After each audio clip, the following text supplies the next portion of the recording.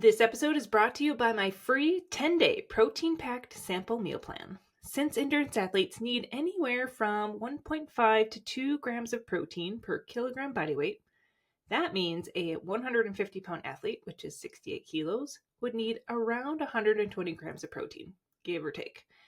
But what does 120 grams of protein actually look like in a day?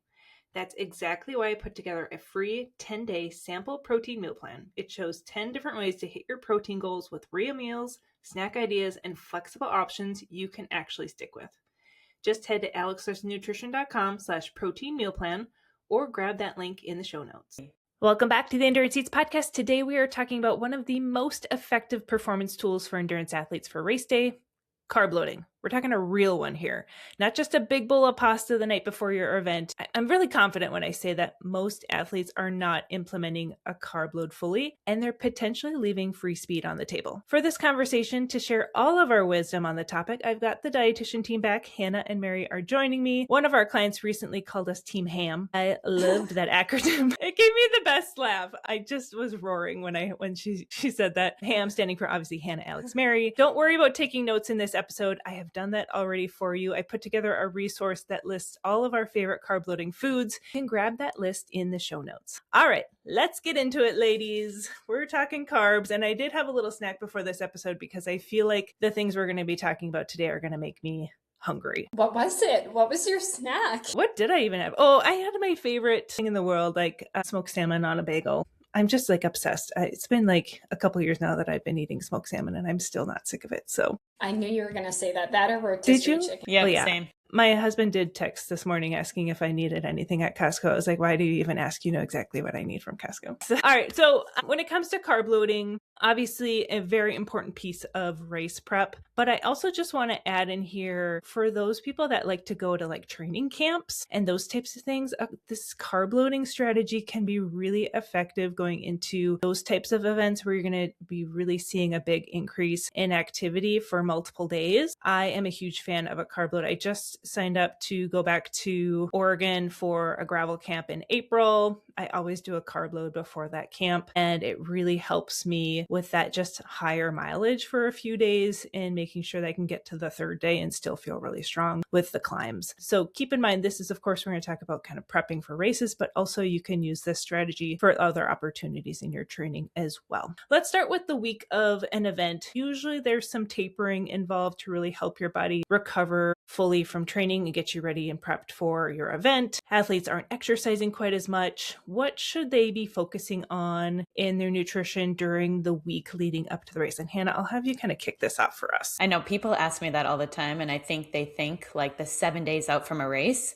things really have to drastically change. And it's really only 2, at most 3 days where things really start to change and shift. And hopefully at that point, you'd be pretty pre-prepped already. Like you'd kind of know what's to come at that point, but I would want as little to change as possible in those days leading up. So let's say you're looking at 7 days out, like those 4 or 5 days before should look exactly like every other day, like not doing new foods and keeping stress low and trying not to think too much about that carb load that's to come and just optimizing nutrition on the day-to-day is really how I try to approach it. Easier said than done when you're thinking of the race and it's like constantly running through your head. But I really just let's just really optimize rest and really trying to focus on that part. Yeah, I think when people think, oh, I'm not exercising as much, I don't want to see any weight gain these last final days. And so they kind of restrict a little bit and then they end up feeling not fully like fresh and ready come race day because they really haven't had a chance to optimize recovery and go into that race like ready to go. When you're training day after day after day, you kind of like get used to that feeling of like not being fully recovered. But like if you do take a few days and then all of a sudden you're like, oh my gosh, I feel like I could run for miles or I can bike, a big hill. It's like, yeah, that's the point is we want you to feel like that on race day. So you need to give yourself that chance to prepare and not have that fear of like gaining a pound or two. Because if you're seeing that, it's just water fluctuations. Like don't worry about what the scale is saying. Don't even weigh yourself the week of the race. It doesn't matter. And on the flip side, I would say like I've always been the opposite in a taper. I think like, like a body in motion stays in motion or an object in motion stays in motion. I always felt that when my activity really decreased, I felt like my energy would drop. drop. Like when I'm in my taper, I feel just like I'm dragging, all my workouts suck. I feel like, how am I going to have energy in a race? And then somehow with adrenaline, that proper carb load, I show up on race day and I'm ready to go. But I never feel like I'm like amped to race in a carb load. I echo that. I mean, it's called the taper crazies for a reason. Yeah, right? the phantom pains are what get me, where all of a sudden I'm like, oh my God, like what is this random pain in my hip? It's the worst for so long. And then last spring when I had that first race, I remember messaging you guys. I was like, oh my God, like I think I'm injured. And it was just like these phantom pains that were just putting me into a full on panic. There's a lot going on in that taper week. And one of the nice things I think about carb loading is that you can practice it in advance through your training. So then it's one less thing for you to worry about. You've already trialed and tested out things. So you know exactly what you need to do to implement a really good carb load and know that you've like checked that off your list to really set yourself up for success on race day. So let's talk about why carb loading is so important to do in prep for an endurance style race. Mary, do you want to kick this one off for us? Yes, of course. You'll be happier first and foremost. Amen. I mean, really from a physiological perspective, you're maximizing stored carbohydrates that are broken down into glucose for energy to power your race or to power your workout if you're opting for a carb load for a long workout or a training camp. It's going to maximize the glycogen storage. So for most athletes that are carb loading, we're doing that for 1 to 2 days before that hard race or that hard event. In my experience, the athletes that are able to put together a successful carb load, they recover much better. So much better. Oh yeah, it's amazing. Much. I mean, it's remarkable. Really. And their weight doesn't fluctuate as much either. Some of them, like, I didn't gain as much weight as I usually do after a race. I'm like, yeah, that was the carb load. I also notice it with females, for cycling females. I'm talking like menstrual cycle. It seems like hormones are less, like PMS is a little less crazy. Yeah. I notice a little bit more stability with hormones too. The other benefit of carb loading too that I discuss with my athletes is if your race day nutrition plan doesn't go as it should, if the carb load allows for a little bit more flexibility. It can save your butt. There's no need to panic. If you drop a gel, you drop a bottle, whatever that may look like is, okay, well, at least we have a full 2-day carb load that we know you put together effectively, that there is a lot more wiggle room in that race day nutrition plan. I can think of scenarios where, like, especially for ultra running athletes or like races where they say they're going to have certain fuel sources at aid stations, and then they get to the aid station and there's like nothing, like there's like hardly anything there. And they're like, absolutely. I was scrambling, and then they're like, but I still kind of made it. I still hit my goal target for the race. And I'm like, that was the carb load that saved your ass. And so it's those types of situations where I'm like, yes, we got to do a carb load. But also I can think of athletes that have come into our program, and when I have that kind of first call with them and I like ask them, like, do you carb load for your races? And they're like, no, not really. And I'm like, it's like, just you wait. It's so exciting. And they're like, really? It makes that big of a difference? And I'm like, for your marathon coming up, that final 10K, you are going to feel it. Like, you are going to notice a difference. It's always kind of, they're like, oh, like during the race, like, I don't think I'm feeling any different. And then it's towards the end that they're like, oh. And it's always the end. I would say it's always the back 1/3 of the race where you really notice those residual benefits of an effective carb load. Yeah, the combination of both a good carb loading strategy plus a good race strategy, it's like night and day difference. It's such a game changer. Well, and on top of the physiological piece too, I know, Mary, you said happier. I would say that your ability to focus and then perceived effort are also really improved, which makes the whole experience of the race day that much better. When you feel like, okay, I can focus on what I'm doing and this doesn't suck quite as much. It doesn't necessarily make you faster, but I think it delays you feeling that fatigue and helps you like go farther for longer at your desired pace. If you talk to like sprinters, it's like, yeah, the carb load's not going to really help you that much. Or if you're doing a sprint triathlon that's only taking you hour 15, not going to really notice a huge difference. I mean, what kind of distance are we talking about where we would need to start carb loading? Like over 90 minutes? What's kind of your cutoff, guys? Yeah, I think this one's a little bit nuanced, of course. It depends on the athlete and their goals. But I would say for my runners, because I'm working with a lot of our runners, is I'm typically carb loading them for a half marathon or above. So a half marathon, full marathon, 50K, 50 miler. When do you go to 2 days? I mean, for me, a half marathon, like if it's 90 minutes, 2 hours, maybe 2.5, it's like, yeah, we can do, like for me, if I do a 50 miler, that's going to make me 2 to 3 hours long. Yeah. I'll do one full day. But if I know the race is going to take me longer than 3, I'll do usually 2 days. That would be about what I do. And then for an Ironman, I always do 3. Yeah. Full Ironman for sure. Half Ironman, typically 2. if they have struggles getting enough carbs in, I might just say, yeah, we're going to extend that just an extra day just to make sure. And I've done that actually recently with a couple of athletes. From a gut tolerance perspective, they haven't been able to tolerate our calculations and they were a bit far off. So we did extend that. Even though they only needed a 2-day, we extended it over a 3-day. I've done that too with success. I think even just the numbers are much more manageable. Let's say if somebody they sees, they're like, I need 650 grams of carbohydrate. And it's like, that's just the mental load of that is just overwhelming. So I've done it in 3, which is a lower number. And that's gone over really, really well. Let's talk about how much, because there is a lot of nuances. Actually, before we hit record, we were kind of talking about how we were going to even cover this in a simplified manner. So hopefully we can accomplish that. The guidelines that you would read in like our sports nutrition textbooks, and I have like a whole stack behind me. The guidelines say 8 to 12 grams of carb per kilo. When you do the math on that, it is a shit ton of carbs. So per kilo of body weight too. Per kilo of body weight. Yeah. So if you like, there's some not adjusted body weight or any other calculations. Yeah. And so there's a lot of sticker shock that can go into that. And so we like to take some nuances depending on the athlete for sure. There's so many considerations. So let's kind of talk about that. The one consideration we thought was like race goal and intensity of thinking of like, because there's like a wide variety. We've got like athletes trying to qualify for the Olympic trials or Boston, and they're like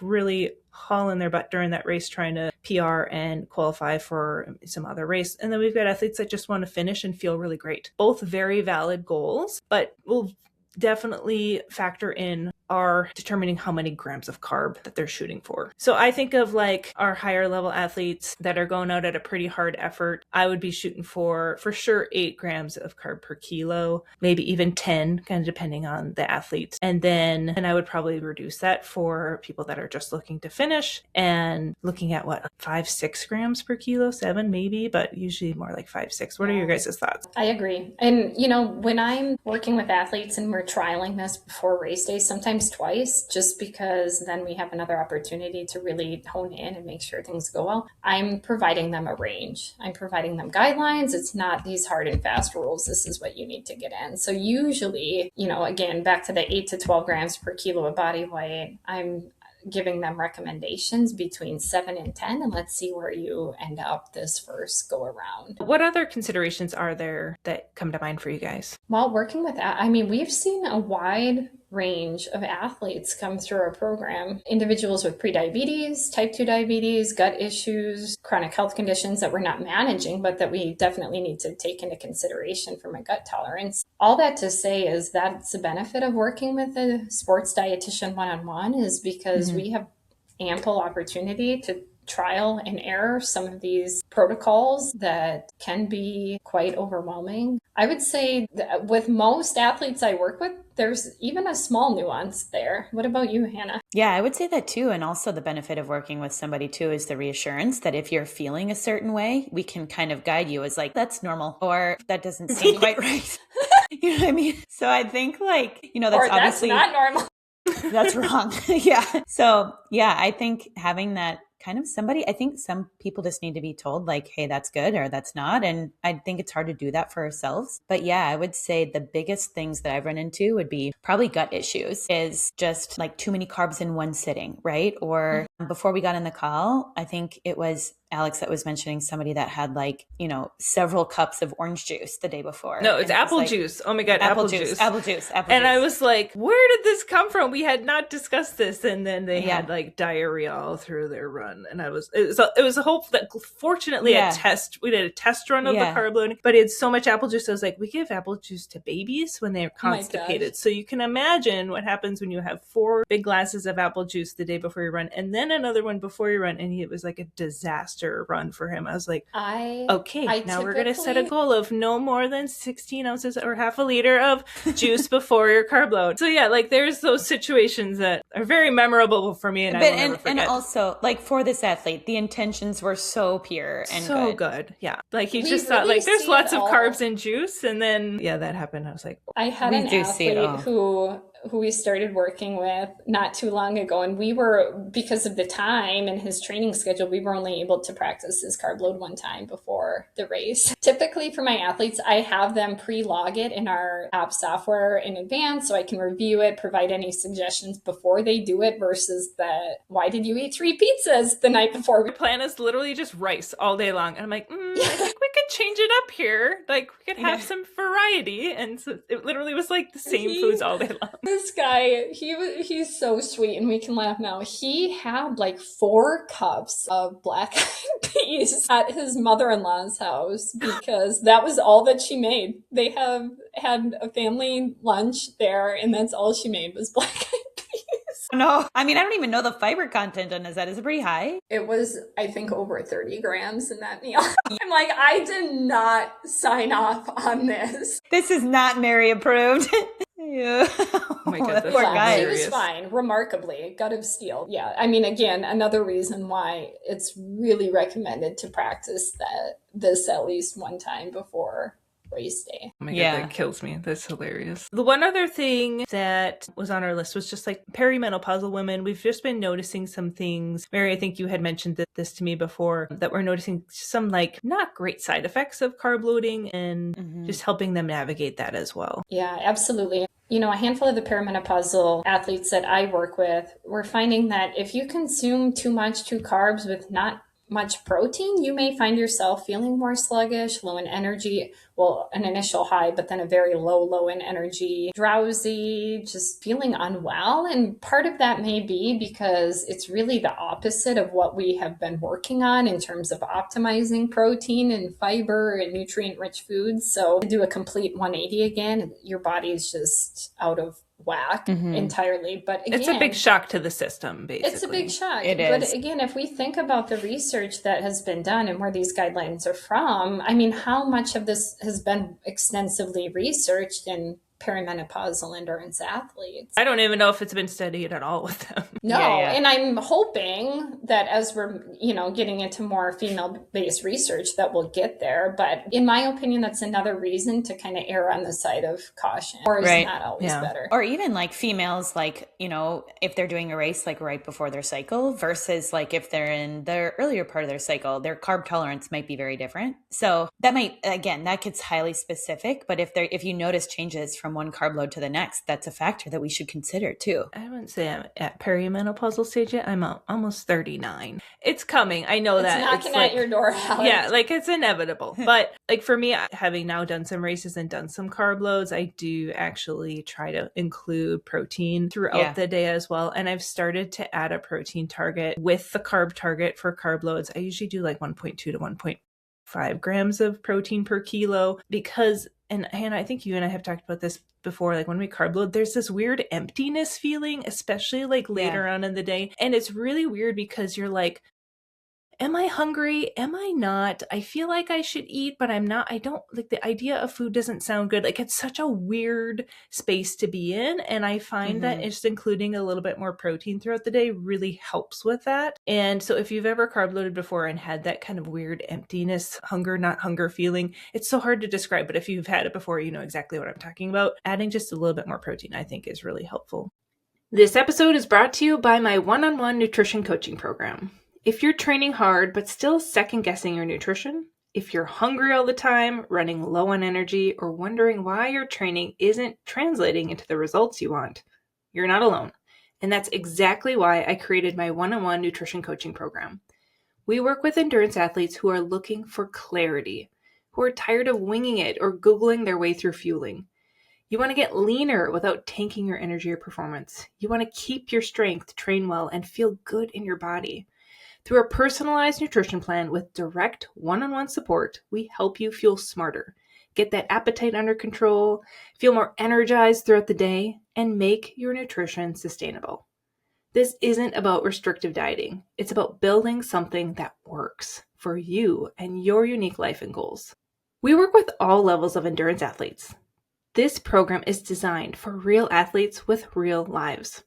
Head to alexlarsonnutrition.com or grab the link in the show notes for more information. The other thing about carb loading that really scares people is the fear of weight gain, because for every gram of glycogen that we store, there's 3 grams of water that gets stored with it. I think we've described it as like if you feel like a puffed up chip bag, then you know you did the carb load right. That water weight is there. Actually, it's good because it, like, obviously you can go into your race well hydrated, and as that glycogen gets released, so does that water. So I think the cardinal rule of carb loading is do not weigh yourself. For the love of God, do not weigh yourself, because you don't need to panic if you're up 3, 4, 5 pounds. It's just water weight. It's there to support you so that you feel great in, like you said, that final third of the race. That's really where it's going to pay off, and you're going to be able to finish strong. But my favorite part of the conversation today is going to be just listing off our favorite carb loading foods. In our group chat, we just continue week after week, just adding in specific foods that we come across that are really high in carb and lower in fat. We're always looking for low fat, because the object of a carb load is not to eat massive amounts of food and massive amounts of calories, but to really hit that carb target. I would say moderate with protein, but keeping it low fat so that you're not so overloaded with food and full by the time you get to dinner. And we want you to start earlier on in the day. You don't want to start at 9, 10 o'clock in the morning, because it's going to be really hard to play catch up. As soon as you wake up, I would have that breakfast ready to go and start getting those carbs in, so that it's not late at night and you're trying to top yourself off. And then it really can impact sleep as well. Well, and digestion too. Yeah, you want to break it up throughout the day. Backload it far too much, and it's just like, no, we need to your point, Alex, move it up. Okay, so here's my list of favorite carb loading foods. Hawaiian rolls, the King's Hawaiian rolls. Whenever I go to camp, I swing by the Safeway in Oregon and get a party size pack of Hawaiian rolls. They're 15 grams of carb per roll. I get the party size. You're like, party of one here? Yeah, party of one, but 24 rolls, and I just eat that throughout camp. Are you eating them in your car, Alex? I know you are. Yeah, I eat them on the car ride to camp. Yeah. I'm 15 grams here, 30 grams. I count in increments of 15. Easy math. It's easy math. And if I wake up in the morning and breakfast isn't cool. And here's the thing, when I'm in Central Time, when I go to camp in Pacific Time, I'm up at 4:35 a.m. and then we don't have breakfast till 7, 8 o'clock. And so if I'm awake for 2 hours, I'm ready to eat. And you're that's having in my hotel room some Hawaii rolls, I'll have 4 or 5 of them, and I might have a Fairlife beverage too, one of those protein drinks too, just to kick off some protein, especially with those multi-day camps, just to support recovery. Is kind of how I navigate a carb load at camp. So the Hawaii rolls are my favorite. They're so easy. They're so delicious. Easy. One of my clients was going to a training camp, and she took a picture of her pack of Hawaii rolls on the plane, and I was like, how to spot an ALN athlete in the wild. Carb loading with Hawaii rolls. I just thought that was the best. The other one I've seen recently is and one of my clients shared this one with me, is, I don't know if I'm pronouncing this right, but Bibigo, the Bibigo sticky rice bowls. I've seen them at Costco recently. Those are so good. They're at Target, they're at Walmart, they're everywhere. They're a little microwave bowl, and they are 75 grams, I believe, of carb per bowl, which is significantly higher than a lot of other rice things that I've seen. So that's a really good one, especially for traveling. If you're in a hotel room, you can put just some seasoning on it, have it as a side with some other things that you're eating. And then Panera Bread's Cinnamon Crunch Bagels are quite the little treat. They are delicious. They're so easy to get down. So easy. Also. And if you're traveling, there's usually a Panera Bread in the city where you're at, and you can snag a bag of those and just eat those for your carb loading as well. The other thing that I have found, because for me, I usually carb load 500 to 550 grams of carb is my typical goal for the day. The first time I carb loaded, I tried to just do it through food, and I came up short.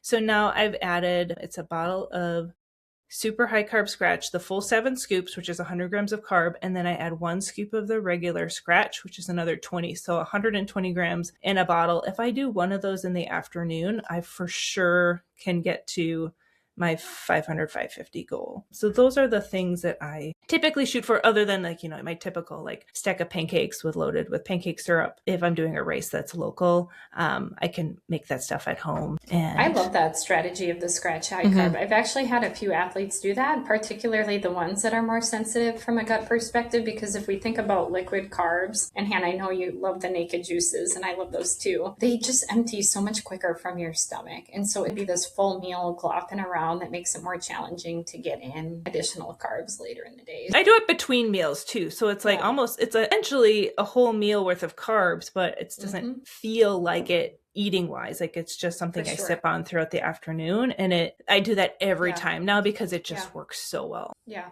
And that's something you could even do in the morning and then like make it your goal to have all day. You're just taking like sips like every hour. I mean, it's kind of like babysitting a bottle all day, but it could be an effective strategy if this is challenging. Yeah, it's my go-to for sure. Yeah. Okay, Hannah, you're up. Let's share your list. Cream of rice is a popular one. I always say it was the meal that I had before Kona when I did that in 2019. It is like grits though. So if that's like not a texture you like, but essentially it's just oatmeal, but super higher carb. It's really bland. I've tried it before. It's bland, I had to add a ton of brown sugar and maple syrup to it. More carbs. But it's like you're adding carbs on carbs, which is the objective of carb loading.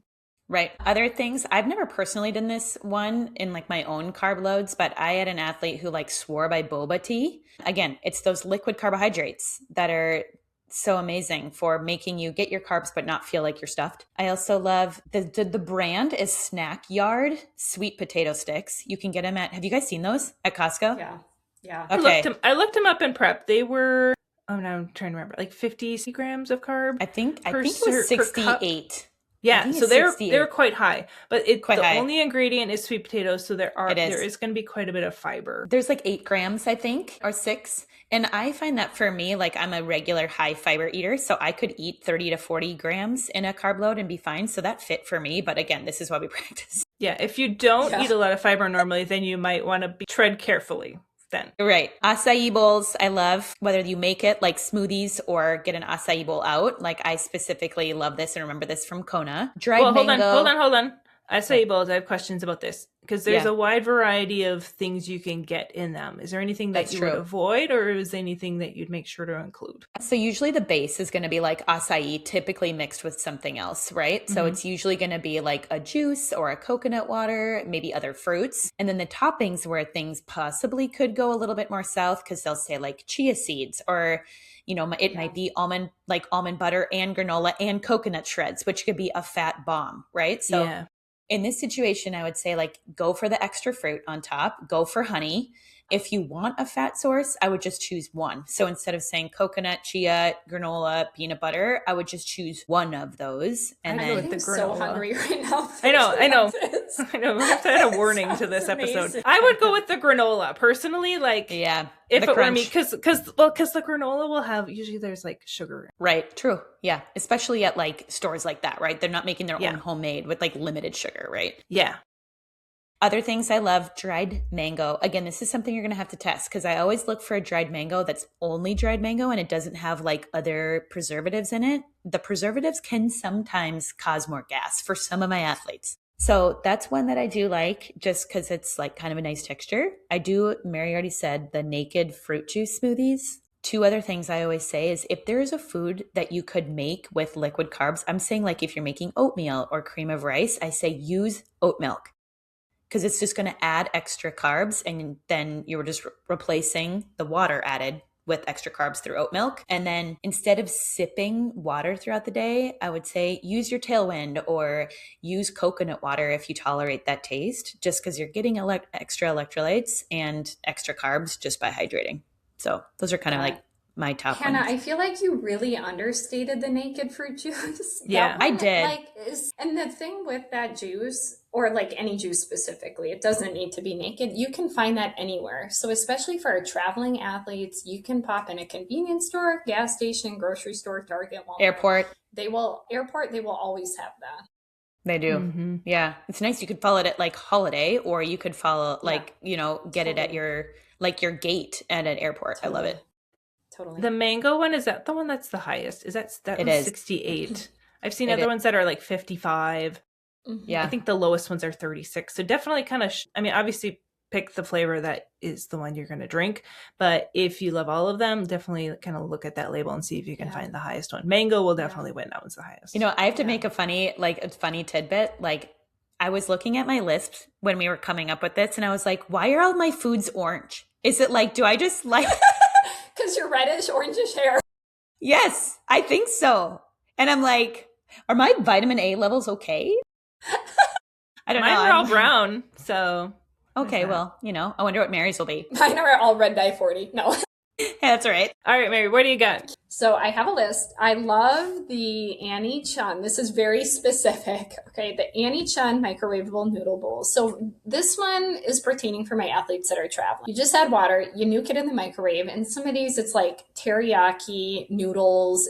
They're not high fiber, they're not high fat, but they're like 90 to 100 grams of carbs. So super easy to get down. Rice, I love. Such an easy to digest carb in any form. I know you mentioned the big old bowls, but the microwavable pouch is also great. For if you're eating out, I love vegetarian sushi rolls with extra rice, or pho. Nara chicken noodle soup bowl. I looked at the nutrition. If you're getting it in the bread bowl, it has 142 grams of carbs and very low fat. So it's so easy to get down. I've had several of those. That sounds delicious.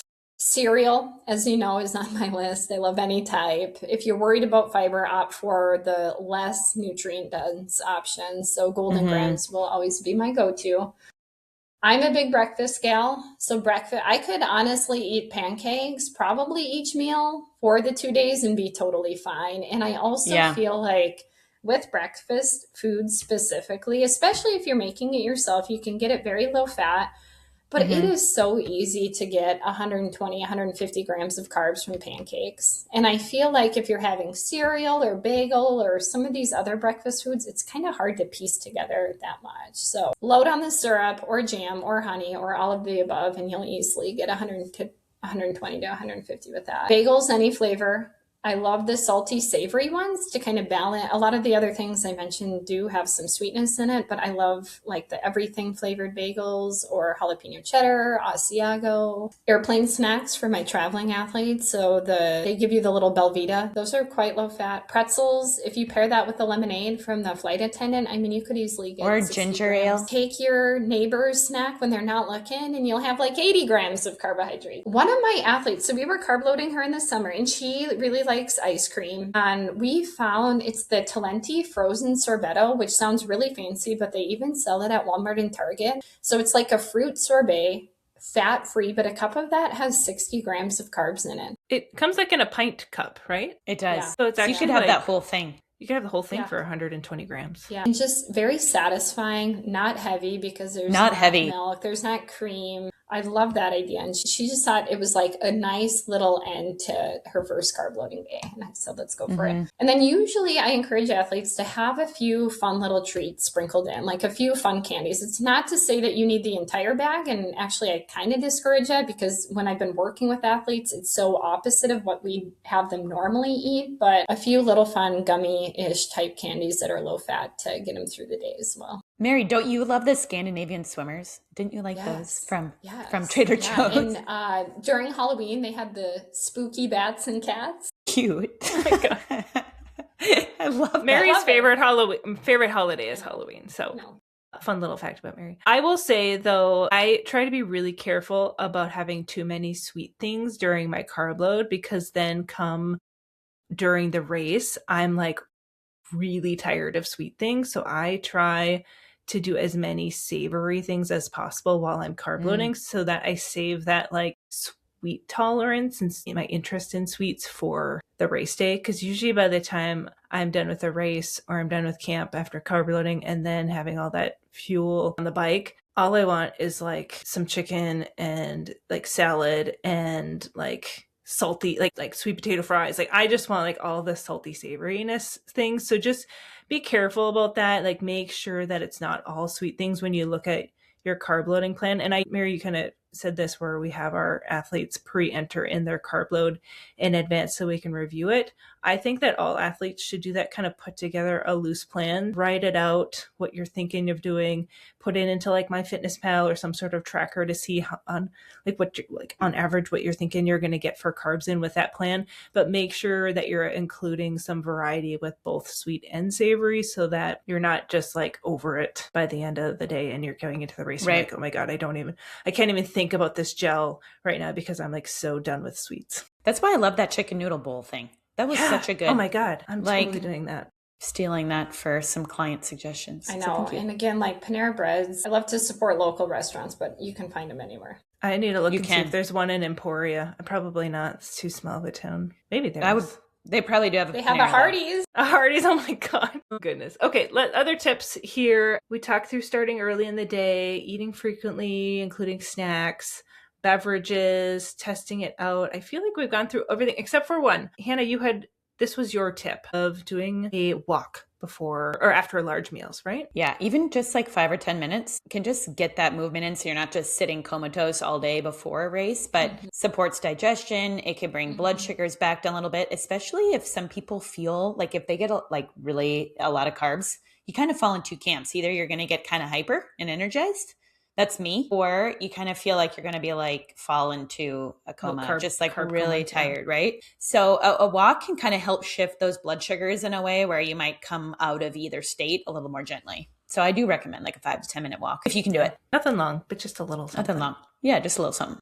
Love it. Amazing. All right. So I feel like if we can take away one thing from this episode, it's that carb loading is a strategy. And when you do it well, you show up to the start line feeling stronger, steadier, and more confident. Hannah, Mary, thank you so much for being here today. I hear from so many people that listen to the podcast how these episodes are their favorites. We'll definitely be back the rest of season 3 for sure with many more topics. If you enjoyed this episode, make sure that you have tapped that subscribe button where you listen to your podcast. And if you have a second, please leave a quick review. It helps more endurance athletes find the show. Thanks for listening, and we will see you in the next episode.